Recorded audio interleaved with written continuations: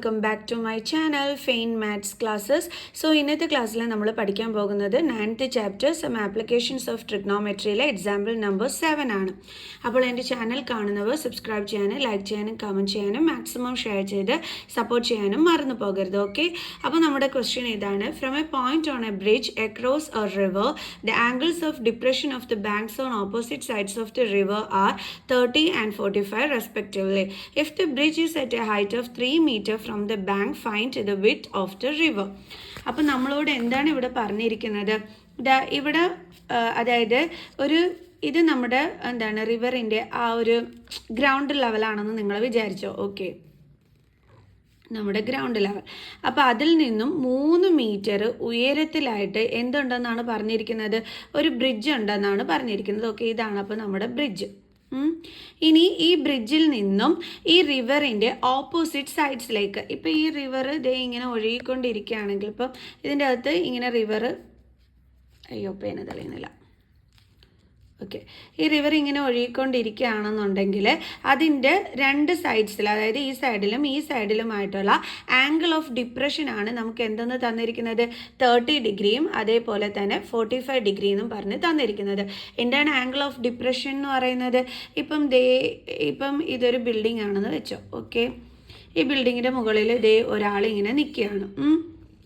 ഇവിടെ ഒരു പന്ത് കിടക്കുന്നു. ഓക്കെ, അപ്പോൾ ആ ആൾ ഈ പന്തിലേക്ക് ഇങ്ങനെ നോക്കുകയാണ്. അപ്പോൾ ഇത് നമ്മുടെ ഗ്രൗണ്ട് ലെവലാണ്. ഈ ഗ്രൗണ്ട് ലെവലിന് പാരലായിട്ട് നമ്മളൊരു ഹോറിസോണ്ടൽ ലൈനും വരയ്ക്കുന്നു. ഓക്കെ, അപ്പം ഈ ആൾ ഇങ്ങോട്ട് ഈ ഒബ്ജക്റ്റിനകത്തോട്ട് നോക്കുന്നു. ഇത് ആ ആളിൻ്റെ നേരെയുള്ള ഹോറിസോണ്ടൽ ലൈൻ. അപ്പോൾ ഇവിടെ നമുക്ക് എന്ത് കിട്ടുന്നു? ഒരു ആംഗിൾ ഫോം ചെയ്യുന്നു അല്ലേ? ഈ ആംഗിളിനെയാണ് നമ്മൾ ആംഗിൾ ഓഫ് ഡിപ്രഷൻ എന്ന് നമ്മൾ വിളിക്കുന്നത്. എപ്പോഴും ഹോറിസോണ്ടൽ ലൈനിന് താഴെയായിട്ടായിരിക്കും എന്ത് വരുന്നത്? ആംഗിൾ ഓഫ് ഡിപ്രഷൻ വരുന്നത്. ഓക്കെ, അപ്പം in between line of sight and horizontal line ആണ് എന്തുള്ളത്? ആംഗിൾ ഓഫ് ഡിപ്രഷൻ വരുന്നത്. ഓക്കെ ആണോ? ലൈൻ ഓഫ് സൈറ്റ് എന്ന് പറഞ്ഞു കഴിഞ്ഞാൽ ഇപ്പോൾ ഇയാൾ ഇങ്ങോട്ട് നോക്കുന്നില്ലേ, ഇതാണ് നമ്മുടെ ലൈൻ ഓഫ് സൈറ്റ്, ഇതാണ് നമ്മുടെ ഹോറിസോണ്ടൽ ലൈൻ. അപ്പോൾ ഇതിൻ്റെ ഇടയിലുണ്ടായ ഈ ആംഗിളാണ് എന്തെന്ന് പറയുന്നത്? ആംഗിൾ ഓഫ് ഡിപ്രഷൻ എന്ന് പറയുന്നത്. ഓക്കെ, അപ്പോൾ ഇതേപോലെ നമ്മുടെ ബ്രിഡ്ജിൽ നിന്നും ഈ റിവറിൻ്റെ രണ്ട് സൈഡാണ് ഈ എയും ബിയും എന്ന് പറയുന്നത്. അപ്പോൾ ഇതിലേക്കുണ്ടായ ആംഗിൾ ഓഫ് ഡിപ്രഷനാണ് എന്തെന്ന് പറയുന്നത്? 30 ഡിഗ്രിയും 45 ഡിഗ്രി എന്ന് പറയുന്നത്. പിന്നെ നമുക്ക് ഈ റിവറിൽ നിന്നും ബ്രിഡ്ജിൻ്റെ ഉയരവും കൊടുത്തിട്ടുണ്ട്. എത്രയാണ്? 3 metre. If the bridge is at a height of 3 metre from the banks, find the width of the river. കണ്ടോ, റിവറിൻ്റെ തീരത്ത് നിന്നും നമ്മുടെ ബ്രിഡ്ജ് 3 മീറ്റർ ഉയരത്തിലാണെങ്കിൽ ഈ എ ബിയുടെ ലെങ്ത് കണ്ടുപിടിക്കാനാണ് പറഞ്ഞിരിക്കുന്നത്. അതായത് ആ റിവറിൻ്റെ വിഡ്ത്ത് കണ്ടുപിടിക്കാനാണ് നമ്മളോട് പറഞ്ഞിരിക്കുന്നത്. മനസ്സിലായ എൻ്റെ മക്കൾസിന്? ഓക്കെ ആണല്ലോ? അപ്പോൾ നമുക്ക് ചെയ്തു തുടങ്ങാം. അപ്പോൾ എങ്ങനെ ചെയ്യും നമ്മൾ? ഇതിന്, അതായത് ഈ ഒരു എ ബിക്ക് പാരലായിട്ടാണ് നമ്മുടെ ഈ ബ്രിഡ്ജ് വന്നിരിക്കുന്നത് ആണല്ലോ. അപ്പോൾ പാരലൽ ലൈൻസിനെ കട്ട് ചെയ്ത് വന്നിരിക്കുന്ന ട്രാൻസ്വേഴ്സൽ ലൈനാണ് ഇതെന്ന് പറയുന്നത്. മിസ് താഴോട്ട് വരച്ച് കാണിക്കാം.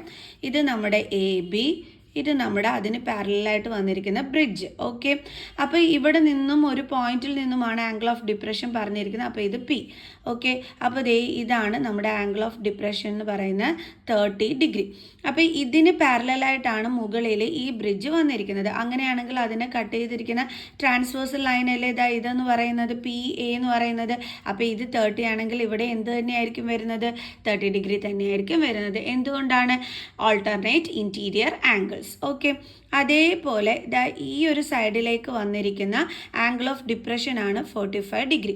അപ്പോൾ ഇതും പാരലൽ ലൈൻസ് ആണ്. അതിനെ കട്ട് ചെയ്ത് വന്നിരിക്കുന്ന ട്രാൻസ്വേഴ്സൽ ലൈനാണ് ഇത്.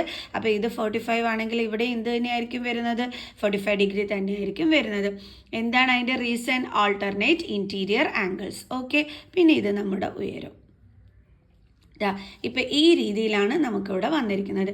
ഇനി നമുക്ക് ഈസി ആയിട്ട് ചെയ്തുകൂടെ? അപ്പോൾ നമുക്ക് എങ്ങനെ ചെയ്യാം? ഇപ്പോൾ ഇവിടെ നമുക്ക് 2 റൈറ്റ് ട്രയാങ്കിൾസ് ആണ് കിട്ടിയിരിക്കുന്നത് അല്ലേ? ഇത് നമ്മുടെ ഡി എന്ന് പറയുന്ന പോയിൻ്റാണ്. ഏതൊക്കെയാണ് 2 റൈറ്റ് ട്രയാങ്കിൾസ് എന്ന് പറയുമ്പോൾ ഇതും അതേപോലെ തന്നെ ഇതും. ഇനി നമുക്ക് റൈറ്റ് ട്രയാങ്കിൾ ആണെന്ന് മനസ്സിലായത്. ഈ വെർട്ടിക്കൽ ലൈനും ഈ ഹോറിസോണ്ടൽ ലൈനും ചേരുന്നിടത്ത് ആംഗിൾ എപ്പോഴും എന്തായിരിക്കും? 90 ഡിഗ്രി ആയിരിക്കും. അപ്പോൾ ഇത് 90 ആണെങ്കിൽ ഇതും എന്ത് തന്നെയാണ്? 90 ഡിഗ്രി തന്നെയാണ്. അപ്പോൾ നമുക്കിവിടെ 2 റൈറ്റ് ട്രയാങ്കിൾസ് ആണ് കിട്ടിയിരിക്കുന്നത്. കണ്ടില്ലേ? അപ്പോൾ ഇത് വെച്ചിട്ടാണ് ഇനി നമ്മൾ ചെയ്യാൻ പോണത് ഈ റൈറ്റ് ട്രയാങ്കിൾസ് എടുത്തിട്ട്. ആദ്യം നമ്മൾ എടുക്കാൻ പോണ റൈറ്റ് ട്രയാങ്കിൾ എന്ന് പറയുന്നത് PAD റൈറ്റ് ട്രയാങ്കിൾ ആണ് നമ്മൾ എടുക്കുന്നത്. അപ്പോൾ നമുക്കറിയാം എന്താ ഇവിടുത്തെ ആംഗിൾ എന്ന് പറയുന്നത് എത്രയാണെന്ന് 30 ഡിഗ്രി ആണെന്നുള്ളത് നമുക്കറിയാം. നമ്മുടെ ആംഗിൾ 30 ഡിഗ്രി ആണ്. അപ്പോൾ നമ്മൾ റൈറ്റ് ട്രയാങ്കിൾ PAD എടുക്കുകയാണെന്നുണ്ടെങ്കിൽ നമുക്ക് എങ്ങനെ ചെയ്യാൻ പറ്റും? ഈ 30ക്ക് ഓപ്പോസിറ്റ് കിടക്കുന്ന ഈ ഒരു സൈഡിനെ നമ്മൾ വിളിക്കുന്ന പേരെന്താണ്? ഓപ്പോസിറ്റ് സൈഡ് എന്ന് വിളിക്കുക, അല്ലെങ്കിൽ നമ്മൾ പറയും പെർപെൻഡിക്കുലർ എന്ന്, അല്ലേ? Opposite side or perpendicular. ഇനി ഈ ആംഗിളിനോട് ചേർന്ന് കിടക്കുന്ന ഈ സൈഡിനെ നമ്മൾ എന്തെന്ന് വിളിക്കും? ഒന്നുകിൽ നമ്മൾ ബേസ് എന്ന് വിളിക്കും, അല്ലെങ്കിൽ നമ്മൾ പറയും അഡ്ജസൻറ്റ് സൈഡ് എന്ന്. മിസ് ഇപ്പോൾ ചെയ്ത് കാണിക്കുമ്പം അഡ്ജസൻറ്റും ഓപ്പോസിറ്റ് സൈഡ് എന്നുള്ള പേരുകളാണ് എടുക്കുന്നത്. പെർപെൻഡിക്കുലറും ബേസും സ്കൂളിൽ പഠിപ്പിച്ച കുട്ടികൾ അത് യൂസ് ചെയ്താൽ മതി. ഓക്കെ, അപ്പോൾ ഈ ഓപ്പോസിറ്റ് സൈഡിനെയും അഡ്ജസൻറ്റ് സൈഡിനെയും കണക്ട് ചെയ്ത് വരുന്ന ട്രിഗ്നോമെട്രിക് റേഷ്യോ എന്ന് പറയുന്നത് ഏതാണ്? ടാൻ ആണ്, അല്ലേ? അപ്പോൾ നമ്മൾ അത് യൂസ് ചെയ്തിട്ടാണ് ചെയ്യാൻ പോകുന്നത്.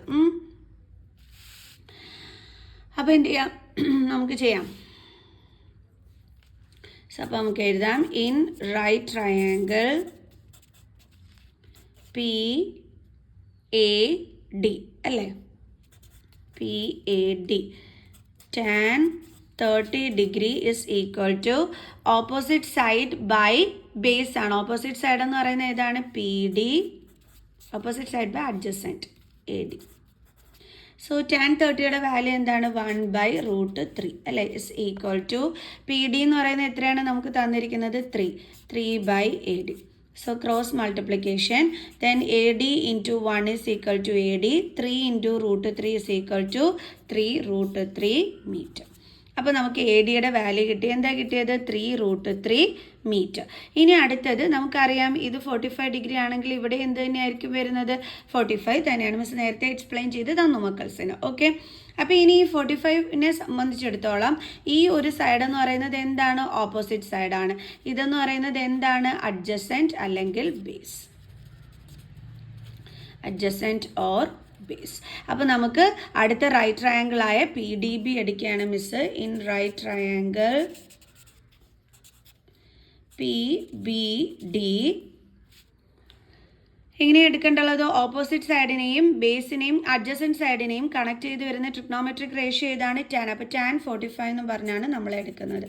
tan 45 is equal to opposite side ഏതാണ്? PD ബൈ അഡ്ജസൻറ്റ് സൈഡ് ഏതാണ്? DB. അപ്പോൾ tan 45 എത്രയാണെന്ന് നമ്മൾ പഠിച്ചിട്ടുണ്ടായിരുന്നത്? 1 ആണെന്നാണ് പഠിച്ചിട്ടുണ്ടായിരുന്നത്, അല്ലേ? 1 ഈസ് ഈക്വൽ ടു PD എന്ന് പറയുന്നത് എന്താണ്?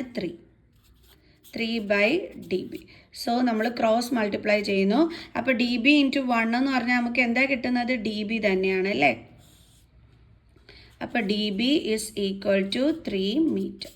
ഓക്കെ, അപ്പോൾ നമ്മൾ DBയുടെ വാല്യൂയും കണ്ടുപിടിച്ചു. എന്തിന് നമ്മളിപ്പോൾ നിങ്ങളിവിടെ ആലോചിക്കുന്നുണ്ടായിരിക്കും എന്തിനാണ് മിസ് ADയുടെയും DBയുടെയും വാല്യൂ കണ്ടുപിടിച്ചതെന്ന്. അതായത് ADയുടെയും DBയുടെയും വാല്യൂ എന്തിനാണ് മിസ് കണ്ടുപിടിച്ചതെന്നായിരിക്കും നിങ്ങളുടെ മനസ്സിലോടി വരുന്നത്. നമ്മളോട് പറഞ്ഞിരിക്കുന്നത് എന്തിൻ്റെ വിട്ട് കണ്ടുപിടിക്കാനാണ്? ABയുടെ വിട്ട് കണ്ടുപിടിക്കാനാണ്. ഓക്കെ, അപ്പോൾ ഈ AB എന്ന് പറയുന്നത് എന്തൊക്കെ തമ്മിൽ ജോയിൻ ചെയ്യുന്നതാണ്? നമ്മുടെ ADയും അതേപോലെ DBയും കൂടി ജോയിൻ ചെയ്യുന്നതാണ്, അല്ലേ? ADയും DBയും കൂടി ജോയിൻ ചെയ്യുക എന്ന് വെച്ചാൽ തമ്മിൽ ആഡ് ചെയ്യുമ്പോൾ കിട്ടുന്നതാണ് എന്തെന്ന് പറയുന്നത്? നമ്മുടെ AB എന്ന് പറയുന്നത്.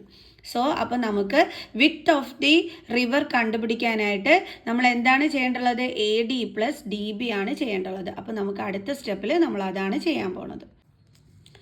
അപ്പോൾ എങ്ങനെ എഴുതാം? നമുക്ക് AB is equal to AD plus DB is equal to AD എന്ന് പറയുന്നത് 3√3 ആണ്, പ്ലസ് DB എന്ന് പറയുന്നത് 3 ആണ്.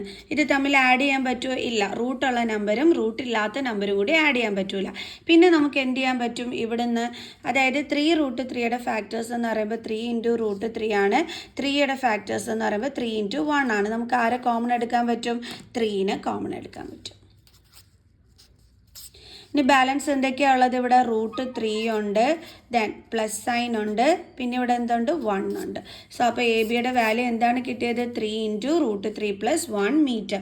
AB എന്ന് പറയുന്നത് നമ്മുടെ ബ്രിഡ്ജിൻ്റെ എന്താണ്? വിത്ത് ആണ്. സോറി, നമ്മുടെ ബ്രിഡ്ജിൻ്റെ അല്ല, റിവറിൻ്റെ എന്താണ്? വിത്ത് ആണ്. അപ്പോൾ നമുക്ക് എഴുതാം therefore width of the river is equal to therefore width of the river is equal to 3 into root 3 plus 1 meter. Clear? അപ്പോൾ എല്ലാവർക്കും മനസ്സിലായി എങ്ങനെയാണ് ഈ ഒരു ക്വസ്റ്റ്യൻ ചെയ്യേണ്ടുള്ളതെന്ന്? ഈസി ക്വസ്റ്റ്യൻ ആയിരുന്നു അല്ലേ? ഓക്കെ, അപ്പോൾ നമുക്ക് അടുത്ത ക്വസ്റ്റ്യനുമായിട്ട് അടുത്ത വീഡിയോയിൽ കാണുന്നത് വരെ ബൈ ബൈ.